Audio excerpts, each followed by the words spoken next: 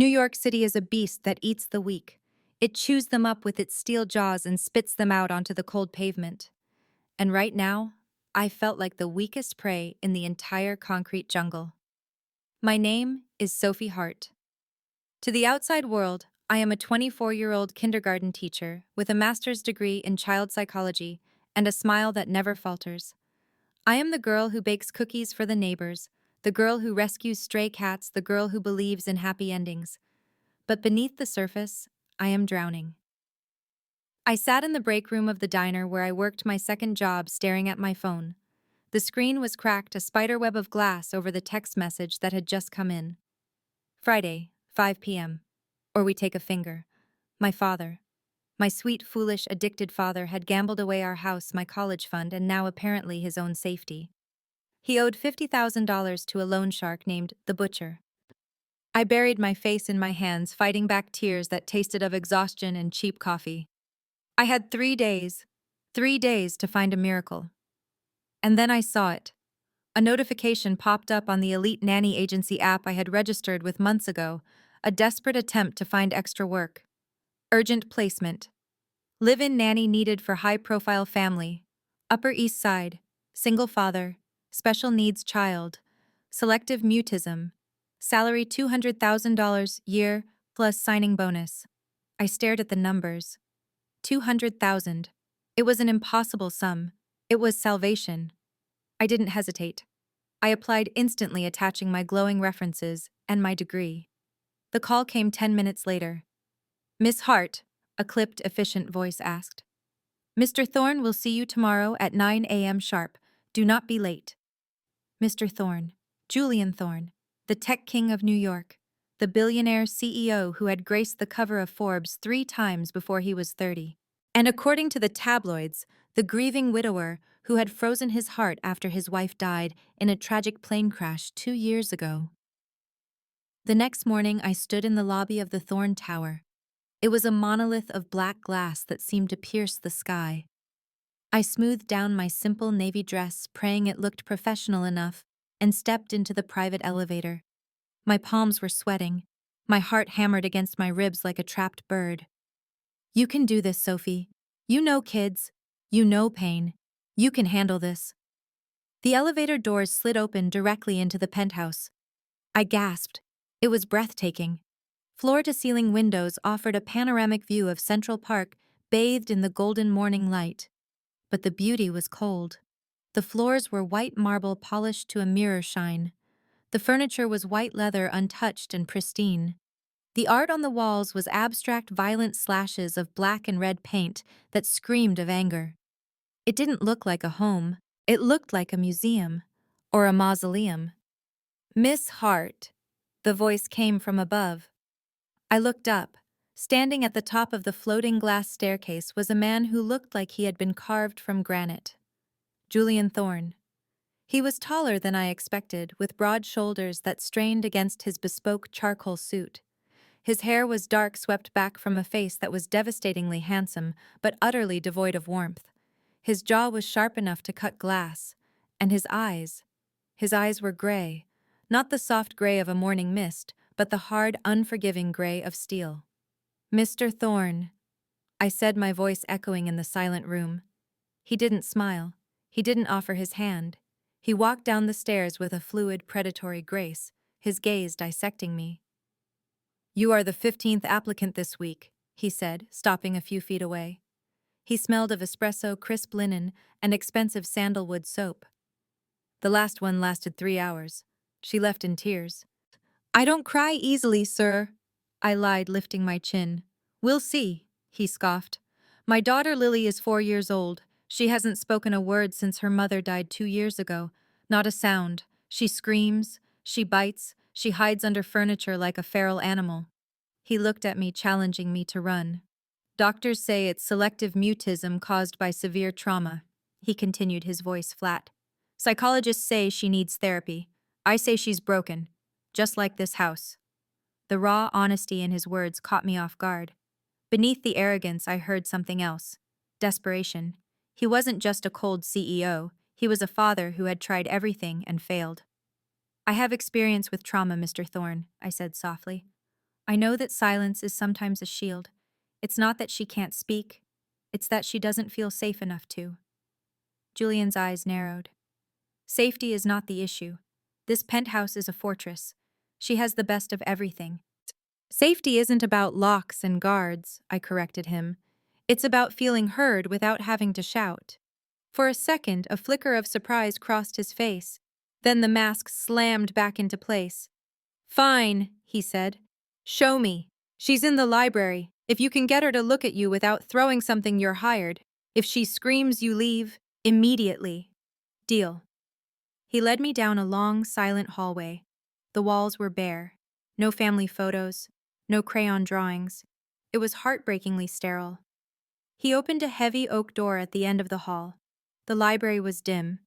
Heavy velvet curtains blocked out the sun. The air smelled of old paper and dust. In the far corner behind a massive leather armchair was a fortress. It was built of couch cushions and silk blankets, a chaotic pile of softness in the hard room. Lily, Julian said. His voice changed slightly. It wasn't softer, but it was tighter. There is someone here to see you. No movement from the fort. Not even a rustle. Julian looked at me, his expression grim. Good luck. He stayed by the door, leaning against the frame, arms crossed. He was watching me like a hawk, waiting for me to fail. I took a deep breath. I walked into the room. I didn't approach the fort. I didn't call her name. I sat down in the middle of the Persian rug, cross-legged. I opened my bag. I didn't take out a toy or a book. I took out a small wooden instrument, a kalimba, a thumb piano. I started to play. It was a simple melody, Twinkle, Twinkle, Little Star. But the sound of the kalimba is unique, soft bell-like, almost magical. It's not loud. It doesn't demand attention. It invites it. Plink, plink, plink. The notes floated in the quiet air. I didn't look at the fort. I closed my eyes and hummed along, swaying slightly. 5 minutes passed. My legs were starting to cramp. Julian shifted impatiently at the door. I could feel his skepticism radiating across the room. Then a rustle. A tiny hand appeared from beneath a cashmere blanket. Then a face. Lily Thorne. She was beautiful. A miniature version of her father with the same dark curls and serious brow. But her eyes were huge brown and filled with a fear so profound it made my chest ache. She looked like a broken doll. She crept out of her fort. She was wearing a princess dress that was too big for her, the hem dragging on the floor, and mismatched socks. She clutched a ragged gray bunny rabbit to her chest. I kept playing. I transitioned into You Are My Sunshine. Lily took a step closer, then another. She moved silently like a ghost. She stood in front of me.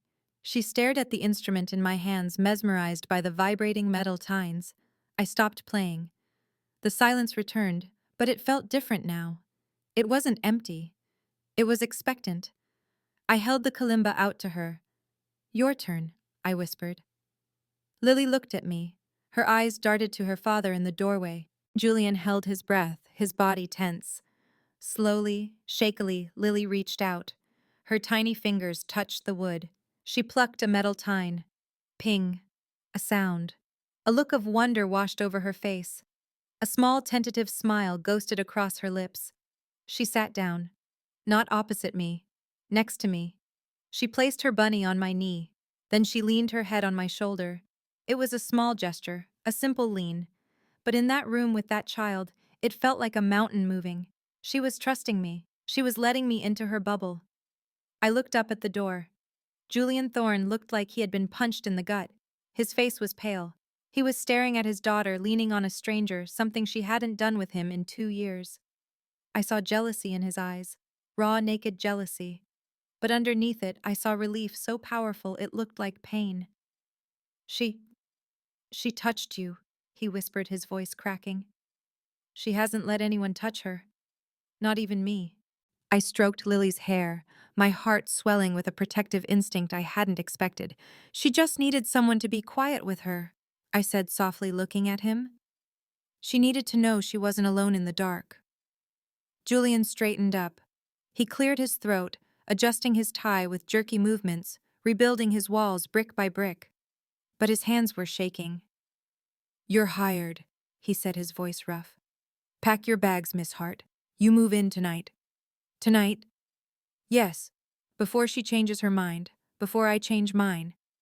He turned and walked away, his footsteps echoing down the empty hall. I looked down at Lily. She was playing with the kalimba, making soft random notes. She looked up at me, her big eyes searching mine. For the first time in days, I didn't think about the debt. I didn't think about the butcher. I only thought about this little girl and her broken father. "We're going to be okay, Lily," I whispered. "I promise." But as I looked around the cold, silent penthouse, I wondered if I was making a promise I couldn't keep. I had entered the lion's den to save myself. But looking at the retreating back of Julian Thorne, I realized the real danger wasn't the loan sharks. It was falling for a man who had forgotten how to love. My life in the penthouse settled into a rhythm of luxury and loneliness. My suite was larger than my entire apartment back in Queens. I had a bathroom with a soaking tub, a closet filled with uniforms that looked more like designer dresses, and a bed so soft it felt like sleeping on a cloud. Every Friday, a check was deposited into my account. I wired 90% of it to the loan shark, keeping just enough to buy coffee and art supplies for Lily. But the silence of the house was deafening. Julian was a ghost. He was the first to leave in the morning, the click of his expensive shoes on the marble signaling the start of the day. He returned long after dark, usually smelling of scotch and exhaustion. We rarely spoke. Our interactions were limited to brief updates in the hallway. Did she eat? Yes, she had pasta. Did she have any episodes? No, we built a castle today. Good night, Miss Hart.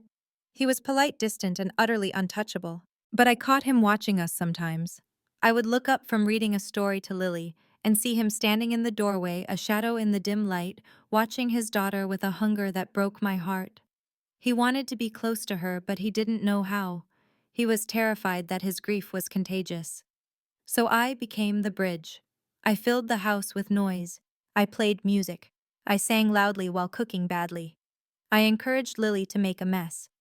Art is supposed to be messy, I declared one afternoon, dipping my hands in finger paint and smearing blue streaks on the pristine white paper we had taped to the floor. Lily giggled, a sound like wind chimes. She dipped her hands in red paint and slapped the paper. Then she looked at me with mischievous eyes and reached out. She smeared red paint on my nose. I gasped. "Oh, you're in trouble now, little miss." I chased her around the living room, both of us laughing, covered in paint. The elevator chimed. We froze. Julian stepped out. He was early. It was only 4 p.m. He was wearing his usual armor suit tie, stern expression. He stopped dead when he saw us. The paint on the floor, the paint on Lily's face, the paint on me. I stood up, wiping my hands on my jeans, bracing myself for a reprimand.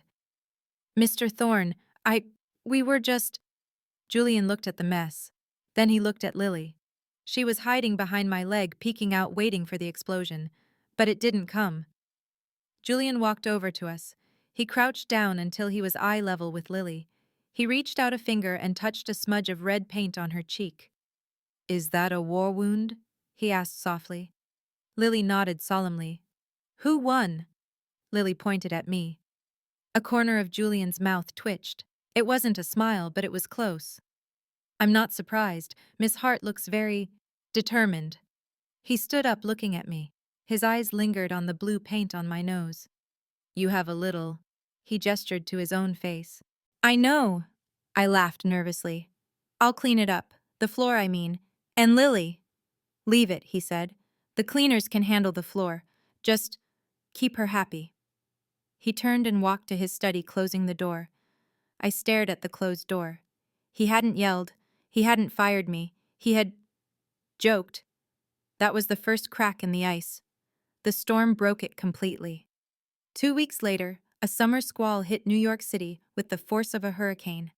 The sky turned a bruised purple in the middle of the afternoon. Rain lashed against the glass walls of the penthouse like bullets. Thunder shook the very foundation of the building. I was in the kitchen trying to make hot chocolate to distract Lily. She was clinging to my leg like a limpet, her small body trembling with every clap of thunder. "It's okay, Bug," I soothed, stirring the milk. "It's just the sky clapping its hands." The front door burst open. Julian stumbled in. He was soaked to the bone. His hair was plastered to his forehead, water dripping from his nose. His jacket was ruined. He looked wild, frantic. "Lily!" he called out, his voice sharp with panic. "We're in the kitchen," I shouted back. He rushed in. When he saw us safe, he let out a shuddering breath, leaning against the doorframe for support. "The roads are flooded," he gasped. "I ran the last 5 blocks. I didn't want her to be alone." My heart swelled. He had run through a hurricane for her. Then it happened. Boom! A thunderclap so loud it rattled the pans on the stove, and then darkness. The power grid failed. The lights went out. The hum of the refrigerator died. The penthouse was plunged into absolute terrifying blackness. Lily screamed. It was a sound of pure terror, high and piercing. She let go of my leg and scrambled backward away from me, away from Julian, into the dark corner of the kitchen. "No, no, no!" she cried, her voice escalating into hysteria. "Lily!" Julian lunged forward, trying to find her in the dark. "Don't touch me!" she shrieked, flailing her arms. "Flashlight!" Julian yelled at me, panic rising in his voice. "Where are the emergency lights?" "I don't know." I fumbled for my phone in my pocket. "I have my phone." I turned on the flashlight. The beam cut through the dark, illuminating Lily. She was huddled under the kitchen table, rocking back and forth, hands over her ears, sobbing. "Mommy, Mommy," she whimpered. Julian froze. It was the first time she had called for her mother in months. It was a knife to his heart. He stood there, helpless, water dripping from his clothes, looking like a man drowning on dry land.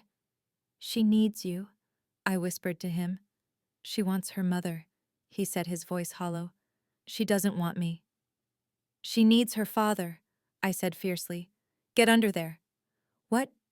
"Get under the table, Julian. She's scared. You're too big. You're looming over her like a monster. Get on her level." He looked at me, then at the table. The billionaire CEO in his bespoke suit hesitated. Then he dropped to his knees. He crawled under the table. "Sophie, come too," he pleaded, looking back at me. "She trusts you." I crawled in after him. It was a tight squeeze. The table was large, but with 3 of us it was intimate. Julian sat on one side of Lily, I sat on the other. "Hi, Lily," Julian whispered. She didn't look at him. She was still rocking. "Look," I said, shining the light on my hand. "I have a star." I made a shadow puppet on the underside of the table. A bird.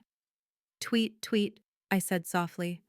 Lily's sobbing quieted to hiccups. She peeked through her fingers. "Make a lion," she whispered. I looked at Julian. He looked terrified. "I don't know how to make a lion." "Use your hands," I instructed, "like claws, and roar." Julian took a deep breath. He raised his hands, making a claw shape in the light. "Roar," he said softly. Lily looked at the shadow. Then she looked at him. "Louder, Daddy," she commanded. "Daddy." The word hung in the air, heavier than the thunder outside. Julian stopped breathing. He stared at his daughter, his eyes filling with tears. "Roar," he said louder this time, his voice thick with emotion. Lily giggled. She reached out and touched his wet sleeve. "Wet lion." "Yes." Julian laughed, a choked sound. "A very wet lion." He looked at me over Lily's head. His gray eyes were shining. They were unguarded, raw, and beautiful. "Thank you," he mouthed. We sat there for an hour playing shadow puppets while the storm raged outside. Julian's long legs were tangled with mine. His shoulder pressed against my arm. Every time he moved, I could feel the heat radiating from his body, smelling the rain and the musk of his skin. It was intimate. Too intimate. Lily finally fell asleep, her head resting on Julian's lap. The silence returned, but it wasn't cold anymore. It was warm. "She said, Daddy," Julian whispered, stroking Lily's hair with a reverence that made my chest ache. "I told you she would," I whispered back. He looked at me. In the harsh light of the phone, he should have looked terrible, wet, exhausted, sitting on a kitchen floor. Instead, he looked perfect. "You're amazing, Sophie," he said. He reached out his free hand. He touched my face. His fingers were cold from the rain, but they burned my skin. He traced the line of my jaw, his thumb brushing my lower lip. My breath hitched. "You have paint on your ear," he murmured, a small smile playing on his lips. "From earlier." "I missed a spot," I breathed. "Let me get it." He didn't wipe it away. He leaned in. The air in the small space under the table became electric. I could feel his breath on my cheek. I could see the flecks of silver in his irises. He was going to kiss me. I should have moved away. I should have remembered the rules. No fraternizing with the staff. But I couldn't move. I was paralyzed by the intensity of his gaze. He tilted his head. His lips were millimeters from mine. "Sophie," he groaned. The lights flared on. The blinding white light of the kitchen overheads flooded the room. The refrigerator hummed back to life. We sprang apart. Julian hit his head on the underside of the table with a curse. Lily woke up rubbing her eyes. Lights. The moment was shattered. We crawled out from under the table stiff and awkward. Julian stood up, smoothing his ruined suit, trying to regain his composure. But his ears were red. I should go change," he stammered. "Yes," I said, busy folding the blankets we had used. "I'll put Lily to bed." He walked to the door. He stopped. He didn't turn around. "Sophie." "Yes, Mr. Thorne." "The contract," he said. My heart stopped. Was he going to fire me for almost kissing him? "Yes." "I'm giving you a raise," he said. "Double." He walked out. I stood there in the kitchen, my heart racing a mile a minute. Double the salary. It meant I could pay off the debt in 3 months. I was safe. But as I touched my lips where his breath had lingered, I knew I wasn't safe at all. I was falling in love with my boss. And in the fairy tales, the prince never marries the help. I carried Lily to bed, tucking her in. "Daddy is a lion," she murmured sleepily. "Yes, he is." I kissed her forehead. "Sophie is a bunny," she decided. I smiled sadly. "A bunny. Pray." I went to my room, but I didn't sleep. I lay in bed listening to the rain slow down. I didn't know that the storm inside the penthouse was just beginning, because tomorrow the real villain of our story would arrive, and she wouldn't be satisfied with just rain. She would bring fire. Peace is fragile. It's like spun sugar, beautiful, sweet, and destroyed by a single drop of water. For 3 days after the storm, the penthouse was peaceful. Julian started coming home earlier. We ate dinner together, actual dinner at the table, not just me feeding Lily while he hid in his office. He learned to make a lion face that made Lily shriek with laughter. But the bubble had to burst. It was Saturday morning. I was in the kitchen attempting to bake blueberry muffins. Flour was everywhere. Lily was sitting on the counter, swinging her legs, her face smeared with batter. "More blue?" she demanded, pointing at the berries. "You're going to turn into a blueberry like Violet Beauregard," I teased, popping a berry into her mouth. She giggled. "What is that noise?" The voice was cold, sharp, and dripping with disdain. It cut through the warm kitchen air like a scalpel. I spun around. Standing in the foyer was a woman. She looked like Julian, if Julian had been carved from ice and draped in Chanel. She was in her 60s, elegant, severe, with silver hair coiffed into a helmet of perfection. She wore a string of pearls that probably cost more than my parents' house. Eleanor Thorne, the matriarch. "Grandmother." Lily didn't shout it with joy. She whispered it with fear. She scrambled off the counter and hid behind my legs. Eleanor walked into the kitchen. Her heels clicked on the marble floor with a terrifying rhythm. Clack, clack, clack. She stopped in front of me. She looked at the flour on my apron. She looked at the batter on Lily's face. She looked at me as if I were a cockroach that had scurried out from under the fridge. "Who are you?" she demanded. "I'm Sophie Hart," I said, wiping my hands on a towel and stepping forward, trying to shield Lily. "I'm the nanny." "Nanny," she scoffed. "You look like a scullery maid. Where is my son?" "He's in his study, Mrs. Thorne. I can go get him." "Don't bother." She turned her gaze to Lily. Her expression didn't soften. "Elizabeth, come here." "Her name is Lily," I corrected gently. "Her name is Elizabeth," Eleanor snapped. "Named after my mother. A name with dignity. Come here, child. Look at you. You're filthy. Has this woman not taught you how to act like a lady?" Lily whimpered, clutching my jeans. "She's 4, I said, my protective instinct flaring. "She's supposed to be messy. She's happy." "Happy?" Eleanor laughed, a cold, brittle sound. "She's a mute. She's broken, and playing with food isn't going to fix her. Discipline will." She reached out a hand, her long manicured nails looking like talons. "Come with me. We are going to wash your face." "No," Lily screamed. "No, Sophie." She buried her face in my stomach. "Let go of her," Eleanor ordered me. "I'm not holding her," I said, placing a hand on Lily's back to comfort her. "She's holding me." And she said no. "She doesn't know what she wants. She's defective." That word shattered my patience. "She is not defective," I said, my voice shaking with rage. "She is a brilliant, sensitive child who is grieving, and you are scaring her." Eleanor's eyes widened. She wasn't used to being spoken to like that, especially not by the help. "You insolent little mother!" The voice boomed from the doorway. Julian stood there. He was wearing casual clothes, a sweater and jeans, which made him look younger, softer. But his face was hard as stone. "Julian," Eleanor said, smoothing her jacket. "Finally. You need to fire this girl immediately. She is rude, incompetent, and she has turned your daughter into a wild animal." Julian walked into the room. He didn't look at his mother. He looked at Lily trembling against my leg. He looked at me standing defiant with flour in my hair. He walked right past his mother and knelt in front of Lily. "Hey, Bug," he whispered. "It's okay. Daddy's here." Lily peeked out. "Grandma is mean," she whispered. Julian closed his eyes for a second, pain flashing across his face. He stood up and turned to Eleanor. "You heard her," he said calmly. "She speaks—" Eleanor looked shocked. "She spoke to you." "She speaks to Sophie," Julian said. "And now she speaks to me, because we don't call her defective." "I am trying to help you," Eleanor cried, her composure slipping. "Look at this place, Julian. It's a mess. You're falling apart. Ever since she died, you've been weak. You need structure. Lily needs structure. She belongs in boarding school in Switzerland. I found a place. They specialize in difficult cases." "No," Julian said. "It's for the best. I've already spoken to the headmistress. They can take her next week." "I said no!" Julian roared. The silence that followed was heavy. "She stays here," Julian said, his voice dropping to a dangerous growl. "With me. And with Sophie." Eleanor looked at me with pure hatred. "So that's how it is. You're sleeping with the help," I gasped. "Mrs. Thorne, I assure you—" "Don't lie to me," she hissed. "I see the way he looks at you. It's disgusting, replacing your wife with a nobody."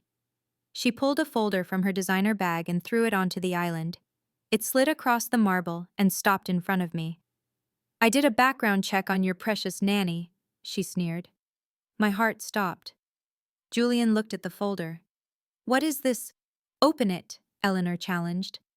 Julian opened the folder. He scanned the first page. His face went pale. "Gambling debts," Eleanor listed with relish. $50,000 owed to a loan shark known as the Butcher. Her father is a degenerate addict, and she pointed a finger at me. "She is desperate. She didn't take this job because she cares about Lily. She took it for the money, to pay off the mob." She looked at Julian triumphantly. "She's a security risk, Julian. A liability. How long before she kidnaps Lily for ransom? How long before she lets these criminals into your home?" Julian stared at the papers. He didn't look at me. "Is it true?" he asked. His voice was void of emotion. I couldn't breathe. The kitchen spun. "Julian, please, let me explain." "Is it true?" "Yes," I whispered. Tears spilled down my cheeks. "My father, he's sick. I needed the money to save him, but I would never hurt Lily. I love her." "Love." Eleanor laughed. "You love the paycheck." She walked over to Julian. "Fire her. Now, or I will file for emergency custody of Elizabeth on the grounds of child endangerment. And with this," she tapped the folder, "I will win." Julian looked at his mother. Then he looked at Lily, who was crying silently. Finally, he looked at me. I waited for the anger. I waited for him to tell me to get out, to throw me to the wolves. But his eyes weren't angry. They were sad and determined. He closed the folder. "You're right, Mother," he said. My knees buckled. He was firing me. "She does have a lot of debt," Julian continued. "It's a problem." "Exactly," Eleanor smiled. "So tell her to pack." "No," Julian said. He walked over to me. He took my hand. His grip was firm, grounding. "I'm not firing her," Julian said, looking his mother in the eye. I'm paying it. Eleanor's jaw dropped. What? The debt, Julian said. 50,000. That's what a rounding error in my bank account. I'll wire it today. Are you insane? Eleanor shrieked. You're paying her father's gambling debts. Why? Because she saved my daughter, Julian said fiercely. She brought Lily back to me. That is worth every penny I have. He squeezed my hand. And she is not a security risk, he added. She is the only person in this room I trust. You are making a mistake, Eleanor hissed, shaking with rage. You are choosing a criminal over your own mother. I am choosing my family, Julian said. And right now, you are not acting like family. You are acting like a stranger. He pointed to the door. Leave. You will regret this, Eleanor warned. I will take that child. I will destroy this girl, and I will make you watch. She stormed out. The front door slammed. I collapsed. Julian caught me before I hit the floor. I'm sorry, I sobbed into his chest. I'm so sorry. I should have told you. Shh, he soothed, stroking my hair. He smelled of comfort and safety. It's okay. She's going to take Lily, I cried. Because of me. She's not taking anyone, Julian vowed. He pulled back to look at me. I meant what I said. I'll pay the debt. Your father is safe. I can't let you do that, I said. It's too much. It's nothing, he said. Sophie, look at me. I looked at him. You are not a liability, he whispered. You are the best thing that has happened to us. I don't care about your father. I don't care about the money. I care about you. He leaned in. He kissed my forehead. It was a chaste kiss, but it burned like fire. We're going to fight her, he said, and we're going to win. He stood up and picked up Lily, who had stopped crying. Who wants pancakes? He asked, his voice shaking slightly. Me, Lily squeaked. We made pancakes. We ate them on the floor of the living room. We pretended everything was fine. But I knew it wasn't. Eleanor was right about one thing. I was a danger, not because of my father, but because I was in love with Julian Thorne. And now that he had saved me, I owed him everything, including my heart. The courtroom smelled of floor wax and old wood. It was a smell I associated with judgment. I sat in the second row, my hands twisted together in my lap. I was wearing a conservative gray suit I had bought at a discount store. It was itchy, but I wanted to look respectable. I wanted to look like someone who deserved to be around a child. Julian sat at the plaintiff's table, his back rigid. He looked impeccable in his navy suit, but I saw the tension in his shoulders. He was terrified. On the other side sat Eleanor Thorne. She looked like a queen holding court. Her lawyers, a team of sharks in expensive suits, surrounded her like a moat. All rise, the bailiff announced. Judge Harrison entered. She was a stern woman with reading glasses perched on her nose and a reputation for being tough on unfit parents. Case number 409, she read. Eleanor Thorne versus Julian Thorne. Petition for emergency custody of Elizabeth Thorne. Eleanor's lead lawyer, a man named Mr. Sterling, no relation to the other. Sterling, just as ruthless, stood up. Your Honor, he began, his voice smooth as oil. We are here today to save a child. Elizabeth Thorne is a special needs child who requires stability, professional care, and a safe environment. Her father, while well-intentioned, has failed to provide this. He painted a picture of Julian as a workaholic absent father who was too consumed by grief to care for his daughter. He brought up the missed doctor appointments from before I arrived. He brought up the isolation. Then he turned his sights on me. But the most alarming factor, Sterling continued, pointing a finger at me, is the father's judgment in caregivers. He hired Miss Sophie Hart, a woman with no formal experience with mute children, a woman whose father is a known gambling addict with ties to organized crime. He slammed a file on the judge's desk. Police reports, debt notices, threats of violence. This is the world Miss Hart comes from. Is this the environment for a traumatized 4-year-old? The judge looked at the file, then at me. Her expression was unreadable. I shrank in my seat. I felt dirty. I felt like I was poisoning everything I touched. Julian's lawyer stood up. Objection. Miss Hart is not on trial here. Her character is relevant to the child's safety, Sterling argued. Sustained, the judge said. My heart sank. Julian turned around. He looked at me. His eyes were fierce. Don't listen to them, he mouthed. Then it was Julian's turn. He took the stand. Mr. Thorne, Sterling grilled him. Is it true you paid off Miss Hart's father's debts? Yes, Julian said calmly. $50,000. Why? Because she needed help. Or was it hush money? Sterling insinuated. Did you pay her to keep quiet about your neglect? Or perhaps you paid for other services? Objection! Julian's lawyer shouted. Julian stood up, slamming his hands on the witness stand. I paid it because she saved my daughter. She brought her back to life when I couldn't. And if you insinuate anything else, I will buy your law firm and fire you myself. Mr. Thorne? The judge banged her gavel. Sit down. Control yourself. Julian sat breathing hard. He looked like a caged lion. It was going badly. Eleanor was winning. She looked smug, checking her watch, as if she had a lunch reservation to get to. We have one last witness, Your Honor, Julian's lawyer said nervously. Miss Sophie Hart. I froze. Me. I walked to the stand. My legs felt like jelly. I swore on the Bible. Miss Hart, Julian's lawyer asked gently, tell us about Lily. I took a deep breath. I looked at Eleanor, who was glaring at me. Then I looked at Julian, who nodded encouragingly. Lily loves the color blue. I started, my voice trembling. She loves blueberries because they make her tongue change color. She loves shadow puppets. She's afraid of storms, but she's brave. Braver than anyone I know. And her speech? She speaks, I said. She speaks when she feels safe. She calls her father Daddy. She calls him a lion. Objection, Sterling interrupted. Hearsay. We have no proof the child speaks. The court-appointed psychologist said the child was mute during the evaluation last week. Because she was scared, I shot back. You put her in a room with a stranger in a white coat.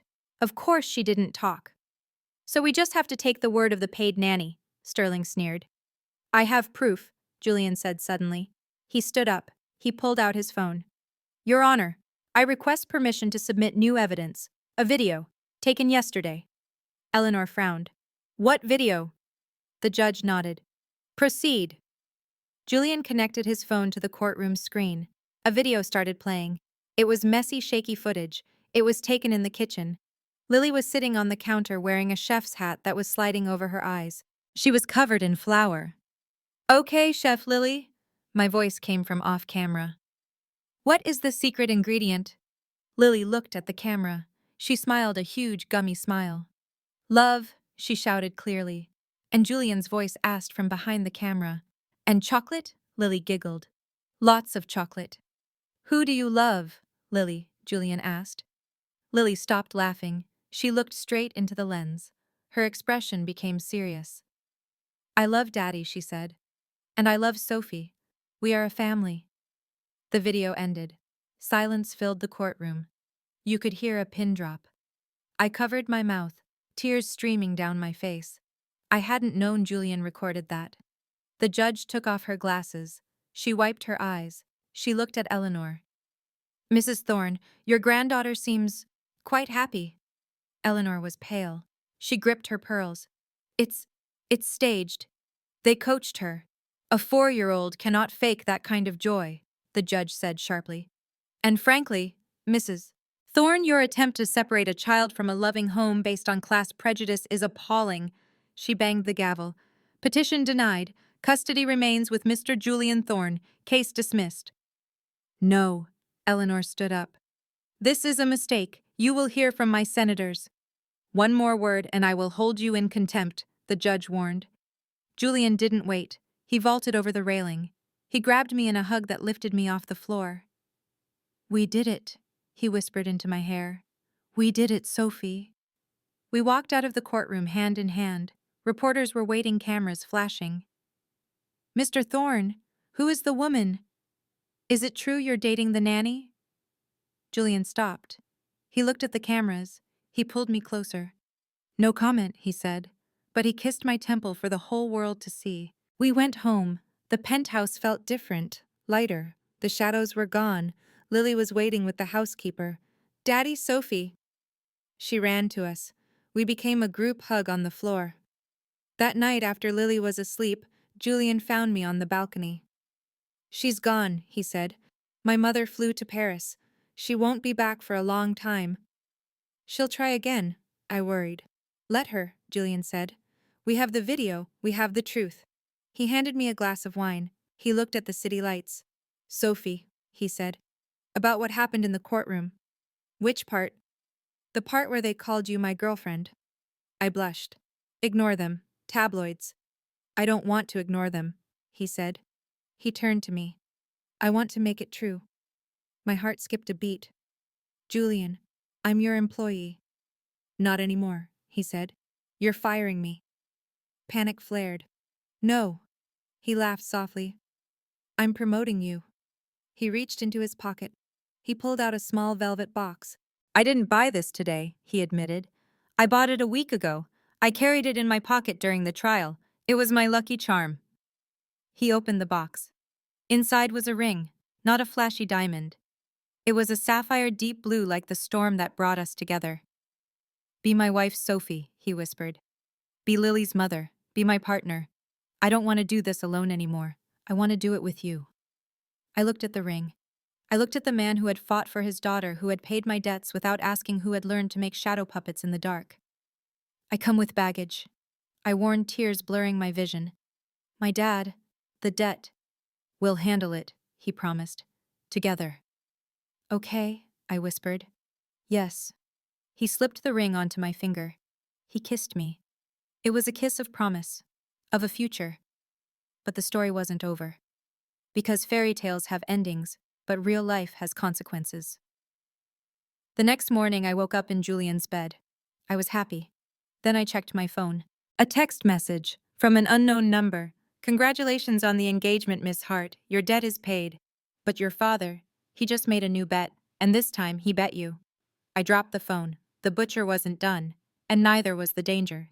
The happiness of the engagement lasted exactly 12 hours. I showed Julian the text. He didn't panic. He got angry. The cold, dangerous anger of a CEO who destroys competitors for breakfast. My father, I whispered, shaking. He bet me. What does that even mean? It means he's an addict, Julian said, pacing the room. He used your new status as leverage. He told them he has access to the Thorn fortune through you. I have to go to him, I said, standing up. I have to stop him.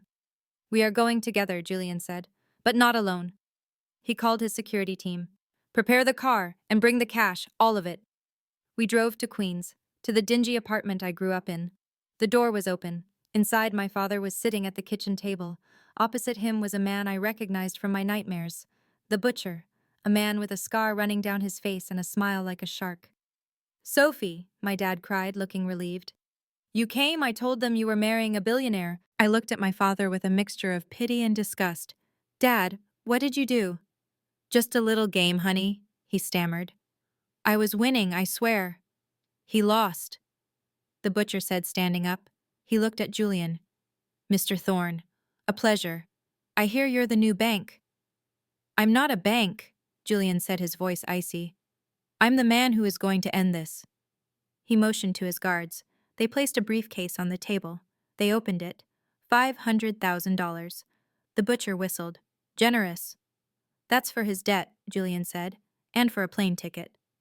A ticket, my dad asked. You are leaving, Julian told him. I found a rehab facility in Arizona, the best in the country. You are going there, today. I don't need rehab, my dad protested. It's rehab or jail, Julian said. I have enough evidence of your illegal gambling to put you away for 10 years. Sophie won't have to visit you behind bars.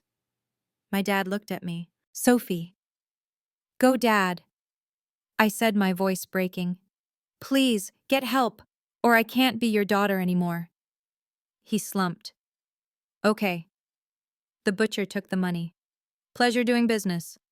One more thing, Julian said, stepping in front of the butcher. He was taller, broader. If you or any of your associates ever contact Sophie or my family again, I won't call the police. I will spend every dollar of my billions to hunt you down and destroy everything you own. Do we understand each other? The butcher looked at Julian's eyes. He saw the monster beneath the suit. Understood, he muttered. He took the cash and left. Julian turned to me. He held out his hand. It's over, he said. I hugged him, sobbing into his chest. He had saved me, again. Epilogue. 6 months later. The wedding was small, just family. We got married in the penthouse garden overlooking the park. Lily was the flower girl. She wore a dress made of blue silk, her favorite color, and carried a basket of rose petals. "Daddy, look," she shouted, pointing at a butterfly. Julian laughed. He looked at me as I walked down the aisle. I wasn't wearing a designer gown. I was wearing a simple white dress I designed myself. We exchanged vows. "I promise to protect you," Julian said, "to love you, to make shadow puppets in the dark. I promise to be your noise," I said, "to fill the silence, to be your family." We kissed. Later during the reception, I found Julian on the balcony. He was holding Lily, who was asleep on his shoulder. "She's tired," he whispered. "She had a big day." He looked at me. "Are you happy, Mrs. Thorne?" Deliriously. I smiled. "Good, because I have a wedding present." He handed me an envelope. I opened it. It was a deed. A deed to a building in Queens. "What is this?" "It's a community center," he said. "For children, art therapy, music, for kids like Lily, and for kids who need a safe place." "Julian, you're the director," he said. "It's your project. You saved my daughter Sophie. Now you can save others." I looked at the deed, then at my husband. The cold CEO was gone.